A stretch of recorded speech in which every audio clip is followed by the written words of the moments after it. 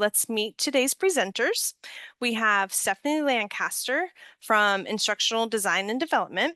We have Sharon DeRozier from RCTLE and Cody Sire of Academic Innovation Research. And you also have me, Megan Massey, along with the other instructional technologists, Selena and Jorge.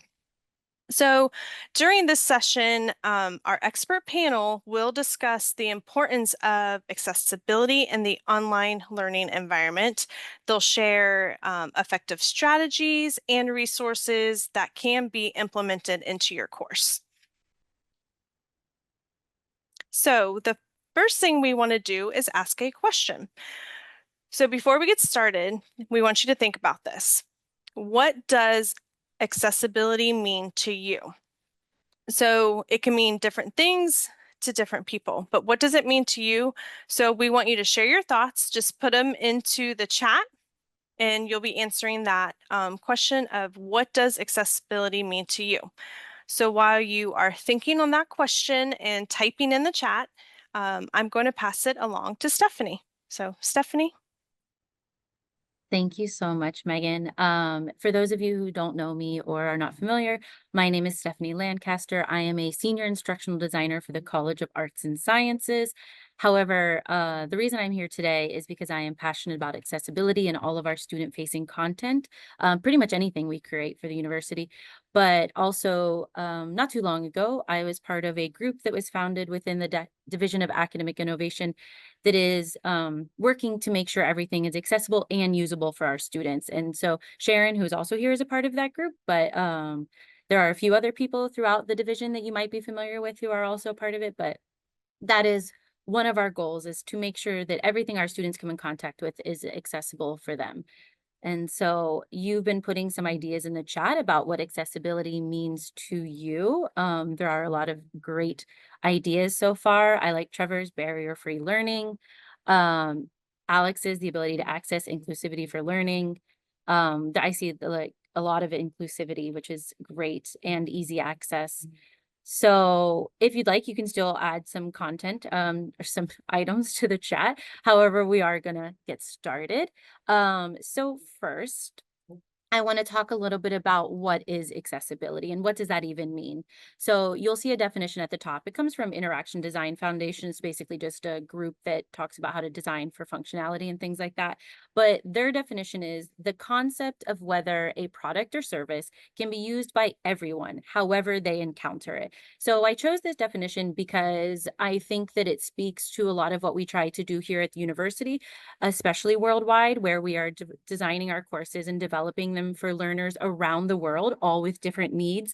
And so we need to be taking that into consideration. And so what one person might assume is how our students encounter that information is not necessarily true. They might be accessing it from their phone, from their iPad, from their computer, but what else is happening around them in the world that might impact their learning experience? So that's something to consider. Below that, it talks a little bit about our top reported disabilities at Embry-Riddle. So what does that even mean? Well, essentially, to back up just a little bit, as a university, we comply with ADA compliance. It's a law that was enacted in 1990. It was built upon the Rehabilitation Act of 1973. And essentially, we have to follow section or Title III of the ADA law because we're a private entity. So we're following that. And to make sure everything that we have is accessible to our students and staff, not just students, but staff and faculty as well. And so with that taken into consideration, further down the road, there was basically what is called WCAG, which we can be either a single A, double A, or triple A organization, like what we're reaching to achieve. And accessibility is a moving target. There's always new technologies that come out or new means of accessing content. And so to stay within our bounds, we're trying to be what is considered double A compliant. So not the top of the top, but also not single A. So one thing to think about is our students and what they report. And so the top reported disabilities at Embry-Riddle are PTSD. We do have a large number of veterans and active military. So PTSD is one of the most common disabilities reported. To student accessibility services. Along with that is ADHD. And then we also have other psychological disabilities to include traumatic brain injuries, which is also could be a result of time in the military. So one link I would like to share with you is, I'm not sure how many of you like to read, but it is the actual law that was written. So the American with Disabilities Act of 1990. If you'd like to take a look at that at any time, you can. But something that also is a little more specific to us is another link that I'm going to share, which is our student accessibility services. That is where our students do report their disabilities.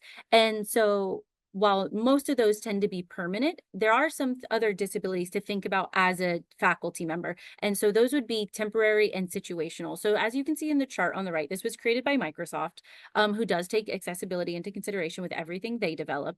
There are situational disabilities as well as temporary, and they break it down into 4 categories. So touch, sight, hearing, and speaking. And so, for example, something that you might not even consider to be necessarily a disability, but it's situational and we do have to find accommodations for that, would be like a new parent. So a new parent, be it male or female, is walking around with a child a lot. And so they might not be able to type as much or to engage as much in an assignment as maybe previously they could. Or let's take into consideration someone who's sick. So under temporary and speaking, they have laryngitis. So maybe your course requires a lot of podcast assignments where they have to record podcasts for each one. Well, that might not be possible for that student at that time because they have laryngitis and can't necessarily speak and record a podcast for an assignment. So while it's not a permanent disability, it is something that's temporary that impacts their learning in that course. So maybe there's an alternative assignment or something that can be done.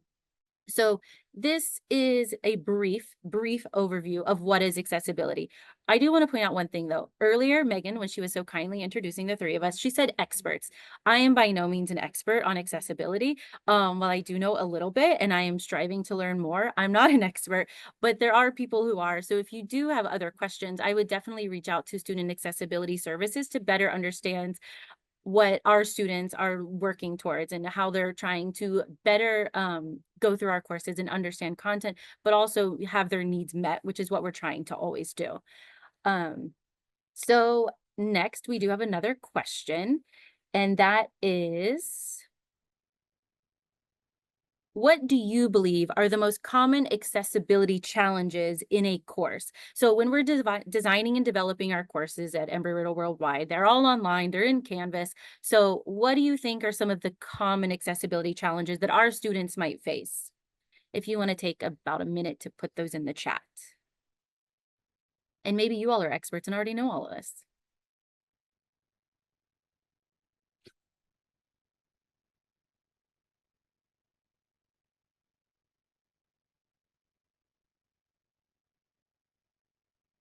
Alex made a great point. Our online coursing can be very text heavy. That could be definitely some cognitive overload, which we'll discuss in a minute. Military students having limited access to internet for sure. A lot of people don't really think of access to internet as a barrier to learning, but it's one of the biggest ones, especially as a worldwide college that will come come to face. But that's worldwide. And I don't mean worldwide as an institution. I mean worldwide in the world that having access to internet can be a barrier to learning all the time. Screen reading, Trevor noted, restricted access to some videos in some countries, especially YouTube has restrictions sometimes or different websites. Sarah noted student created content. Yes, this is very much so. We're going to talk about that in a little bit. I'll give it 10 more seconds.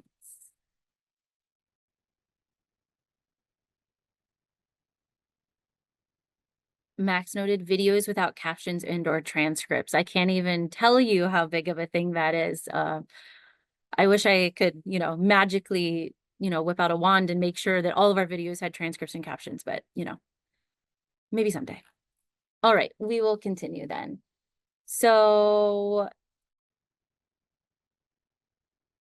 Next is, well, what can we do about all of this? Because I'm just telling you about all of this information regarding it, but what can we actually do in our courses?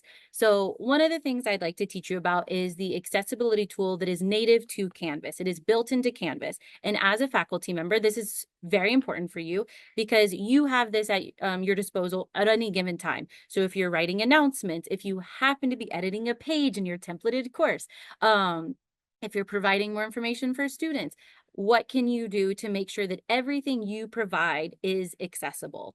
Well, the accessibility checker in Canvas checks for a lot of things. They're listed there on the left. I'm going to go through a few of them. So, for example, headings. Headings are extremely important, especially for someone who's using assistive technology like a screen reader, because it separates the content into chunks and they know what content goes together. So, we use heading levels to make sure that all of the content is leveled correctly. We start with an H1, that's usually the page title, so that everyone understands this is a new page, this is what you're learning about. And then maybe the H2 is a major heading that represents a chunk of content. And then an H3, which is a lower heading level, will represent content that is related to the H2. But so we're always going down in order to make sure that everything is related. Um, Image alt text, that's next on the list. That's bullet point 3 for you. So all of the images in our courses are pretty much marked as either two things. They're marked as decorative if they're not really content and it's just there to decorate the page, or they are provided with alt text. Canvas does like 120 characters for their alt text, but I will note that every website is different. For example, on Twitter or X, you can have up to 1,000 characters of alt text, which is basically a book at that point. Or if you're on, for example, Facebook, they allow 100 characters of alt text. So it really just depends. But in Canvas, it's 120 characters.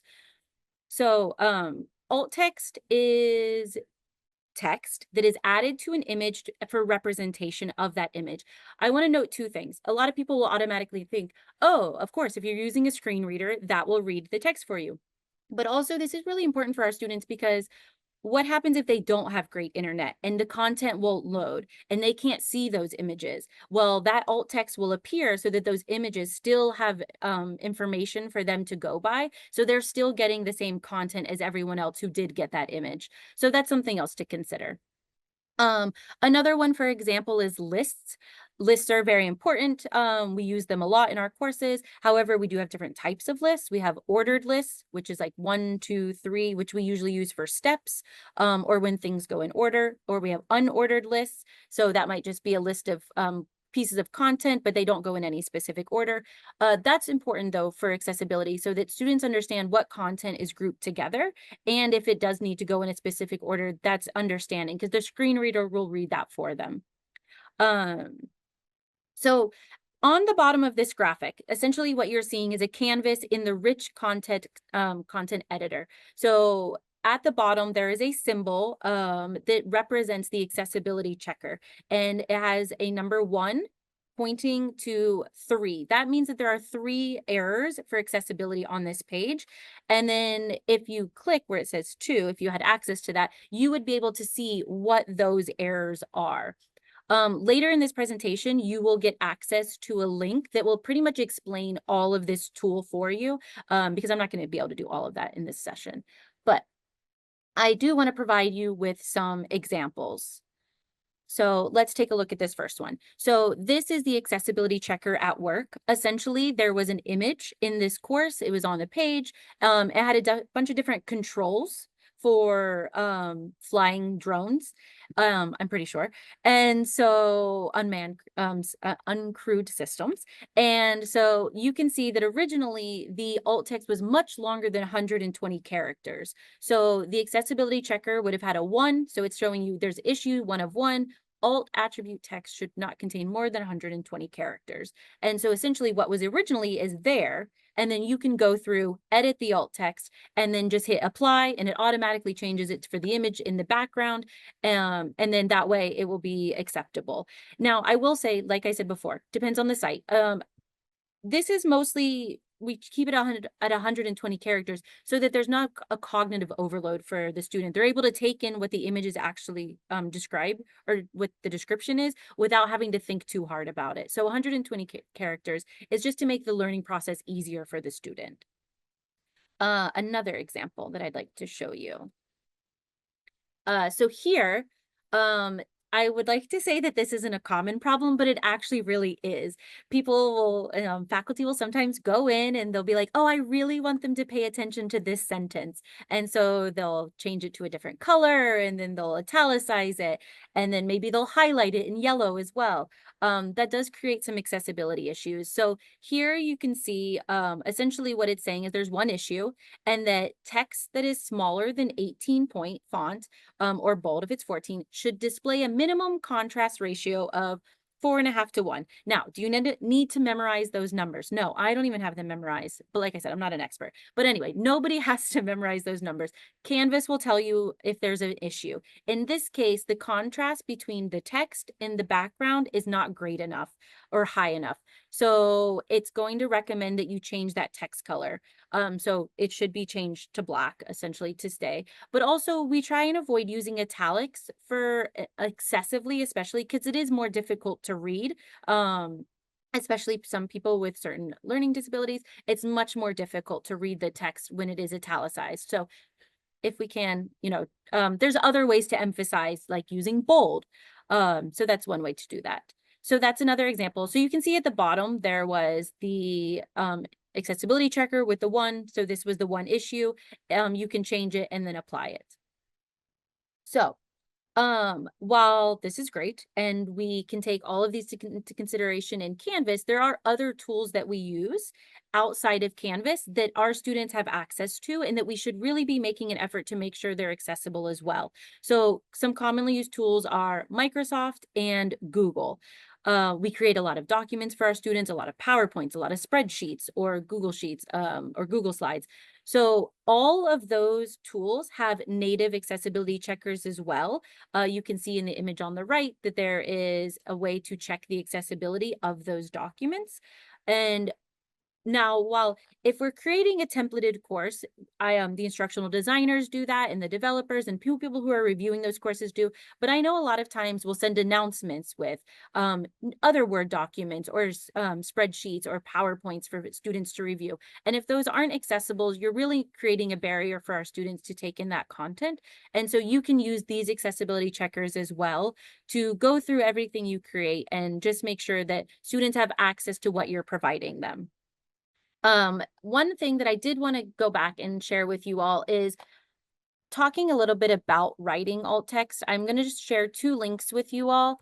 Um, Alt text is a little bit difficult to like wrap your brain around at first, and like how do you make sure that what you're providing is actually the content that's necessary. So there's two links there on how to write great alt text. One of them specifically has to do with writing alt text for charts, which is a little bit more difficult than, let's say, it's a picture of an apple. So charts and graphs take a little more brain power to comprehend. And so there's a great resource there on how to write alt text for those types of images as well. So feel free to take a look at those. And then the last thing I'm going to share with you here in the chat is on understanding contrast, because even if you're creating a PowerPoint, it should have adequate contrast, or a Word doc. You can't have like dark gray text on a black background. So those are just some things to take into consideration.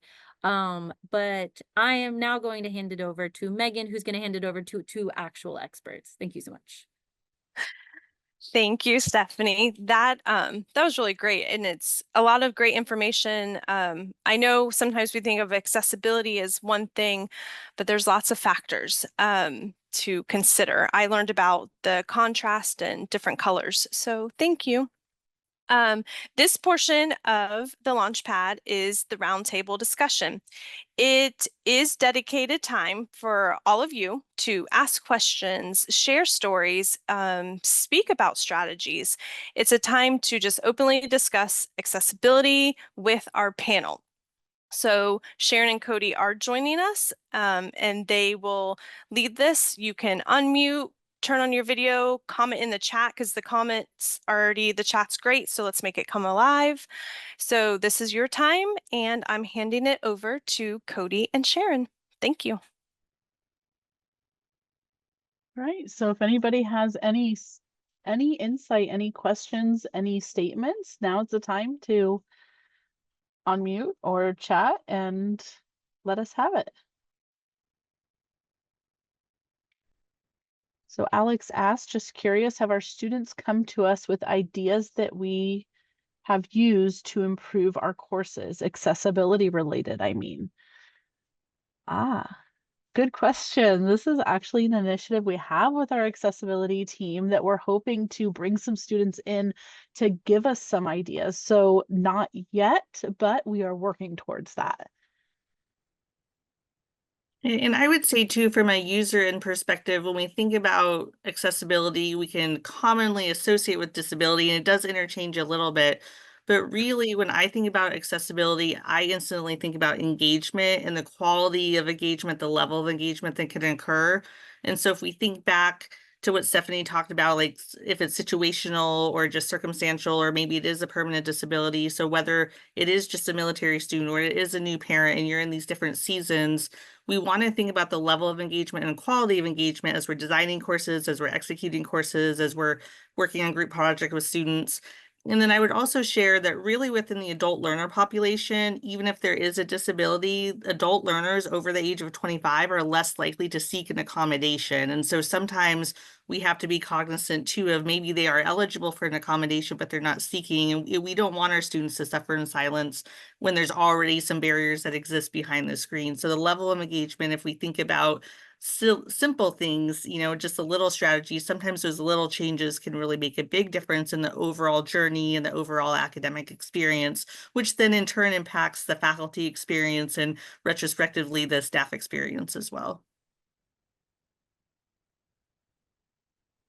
And Canvas does have tools to make this very easy for instructors too. We can be very cognizant of our announcements. Just making that simple step of using Canvas Studio, if we're going to make a video, it automatically creates the transcripts and the captions for us. Thank you. It automatically creates them for us. It's going to, I heard today that the publishing is going to auto-populate now. We still need to check them, make sure they're accurate, but it's a step in the right direction. So using those tools that Canvas provides us is a big step in the right direction. We don't need to use external tools to record and upload so that the students have to download. Use the tools that Canvas provides us. Use that little guide down there at the bottom. Check that accessibility. Make sure the colors are right. Make sure every student can see it. Um, make sure that you're not italicizing. Make sure you're not making the text red. Just take those little steps so that a student doesn't have to reach out and say, hey, I can't see this. I was just going to say to kind of go along with what Sharon was saying, especially with videos, because video does create a more humanizing experience for the students and really does engage them a little bit more in the course content and helps them connect with not just the instructor, but everyone else. However, it can create a potential difficulty for some students, especially because it's not even necessarily that they can't understand anything. But if there's background noise, then maybe it's difficult for them to comprehend what's being said in the video. It takes them a lot more time to comprehend everything. Or maybe there's a lot of flashing things on the screen and it's not just the instructor. That also creates some issues, especially if a student might have seizures or be prone to things like that, or migraines or headaches or a traumatic brain injury. So just thinking of simple things like that might influence how you create your videos. Simpler sometimes is better, but always providing captions and transcripts if possible, because not even just captions. If you think about the temporary disabilities that students might have, the transcript is always beneficial because they can take that on the go and read it if they can't watch the video. Maybe they have a job that makes it a little more difficult to do that. So just some things like that is it's gonna be helpful in the long run. Mm-hmm. So we have a couple things in the chat. Always think about not underlining text if it is not a link. Great. Also, don't use click here. That is a general rule to follow. Captions are for everyone, absolutely. What letter fonts are the most accessible for students to read? I am not sure of the answer to that. Stephanie, do you know? Well, so Canvas, if you're working within Canvas, obviously go with the default Canvas font. That's, for sure. And you don't need to make it super big. 12, 14 is fine for the most part. You can if you'd like though. But if you're going with Word has a new default font, or Microsoft, I should say, has a new default font, Aptos or something it's called. That one is very standard. It's mostly stick. There's not a lot of curve to it. Yes, what Alex put in the chat. So that's a great font for accessibility purposes. There's not a lot of curves to it. This is going to be ironic, but like the font on screen, for example, where it says roundtable discussion is not the most accessible font. Most, cursive fonts are not going to be accessible. That's just something to take into consideration. It might look pretty, but it's not exactly accessible to our students, especially because some of the letters don't exactly look like the letters they're trying to portray. So, go with the defaults. That is always the better, because these software are built with the intention of being accessible.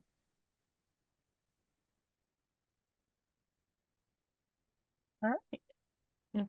I would be interested from the faculty on the call, any trends, if you notice within courses you've been teaching, any accessibility challenges either within a course or just your student demographic. I think from a data point of view too, if there's certain courses we can look at, or kind of when we start doing pilots or different surveys and implementing, if there's courses that are either experiencing issues or if you've made significant changes in accessibility, that could be a good insider information for us to know as we move forward. And so whatever respective groups and collaborations are working, if you have any experiences you'd like to share.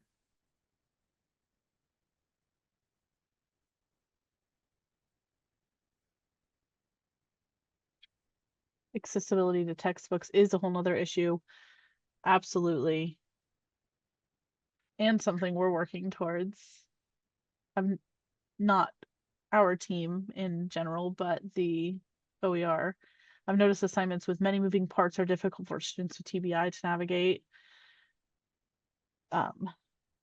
So.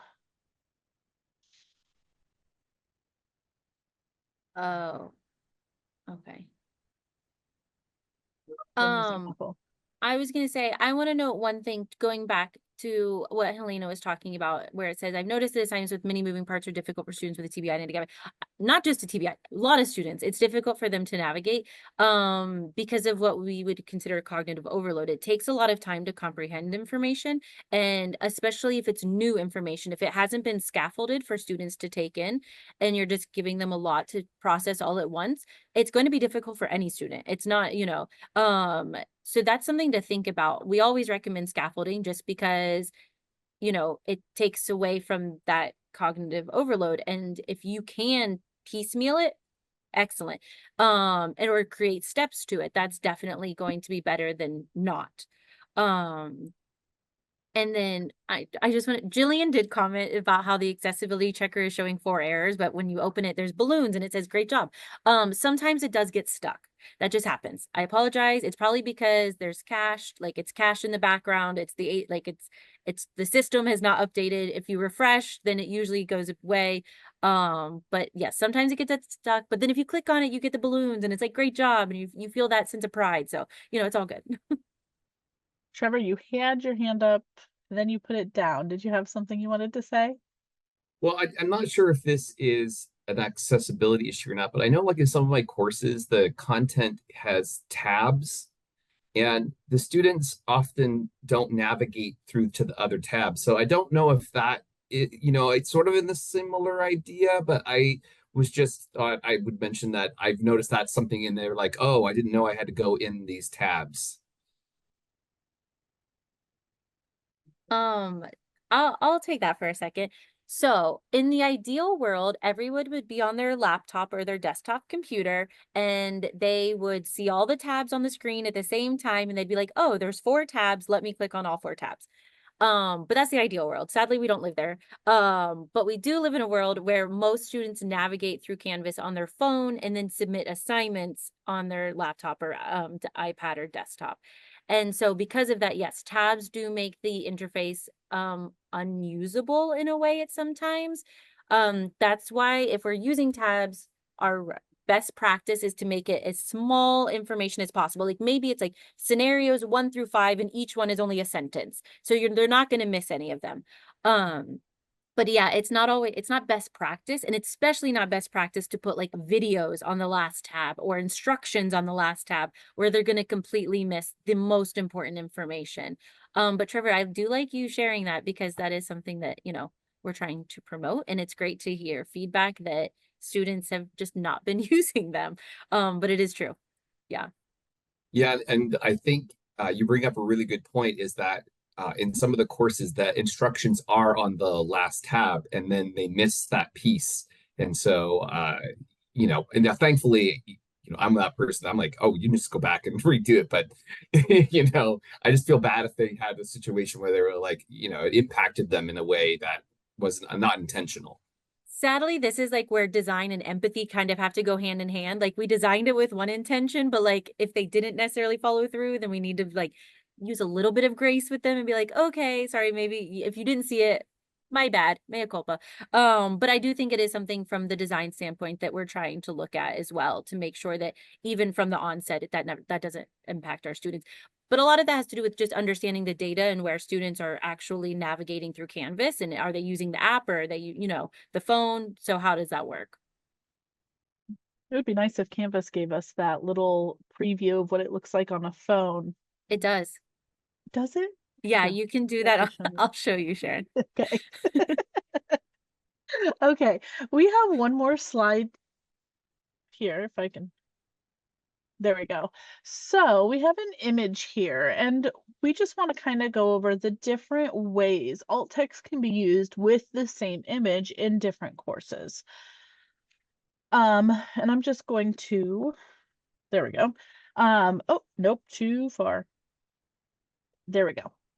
So this image could be used in several different courses, and the alt text for those courses could be different. For example, for a sustainability course, the plane could be taking off the runway at sunset, representing a sustainable future. And I'll let you read those on your own. But these are examples of how alt text could be used for different courses. Are there any questions, comments, ideas about using alt text in a course?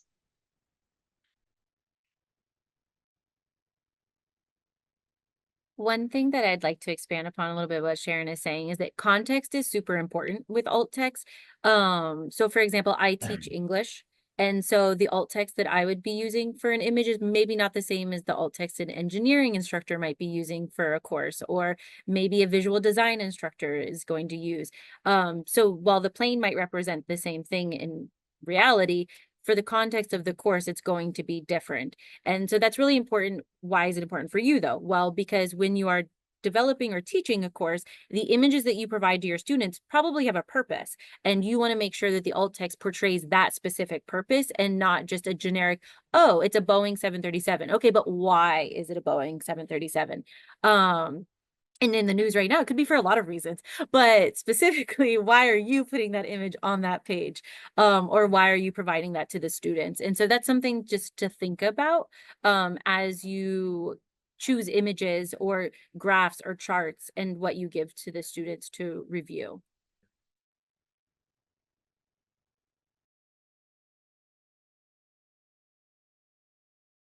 Yes, very true. Thank you, Stephanie. Are there any other questions, comments, insight?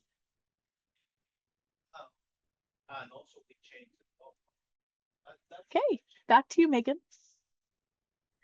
All right. So in case you do have more comments or insights that you want to share or questions, we've provided some resources for you all to check out. You can further your knowledge on accessibility. I know Stephanie put some in the chat, and then we will also have some for you all here too. And Selena's going to put those in the chat also. So accessibility, resources, reach out to us. And then, as always, academic innovation is here to support you all. So for best teaching practices, ongoing professional development opportunities, your RCTLE team is ready to assist you through all your phases of your teaching term so you can always get with them about how to use accessibility in your course. And then for all things technical, IT support is quick to respond to your tickets. And when navigating academic tools within your Canvas courses, the Learning Support and Development team is here to help you. So we are here to help and support. Also, I wanted to tell you another great resource, CoDevCon. So Academic Innovation is offering opt-in course developer consultation appointments. This is for course developers planning redevelopments or developments, enhancement updates, and these opt-in appointments provide support for teaching strategies and academic technologies. You'll be able to meet with members of our CTLE and instructional technology, and we'll work together to create a plan to implement new ideas before course design kickoff or the update process. And we also want your feedback. So whether it's feedback about this particular Launchpad session, past ones, or even what you would like to see in the future, these sessions, these webinars are for you guys. So let us know what you think, and even if you have questions or who to contact, anybody that was presenting or things like that, we can provide you the answer. If we don't know it, we'll find out who does. So please have that. And also the link is in the chat also, so you can click on that. And then just a couple reminders to mark your calendar for our next Launchpad. December 4th, we'll be right here in Zoom at 2 p.m. Stay tuned on the topic, but it'll be good. And then please remember this presentation will be posted in the faculty resource page for you to reference back to or share with a colleague. This is great stuff, so spread the knowledge that you all just learned. So thank you for joining us, and we will see you here on December 4th, and I hope you all have a great week. Bye. Thank you. Thank you to everybody, our panel, everyone. Selena for dropping links. Thank you.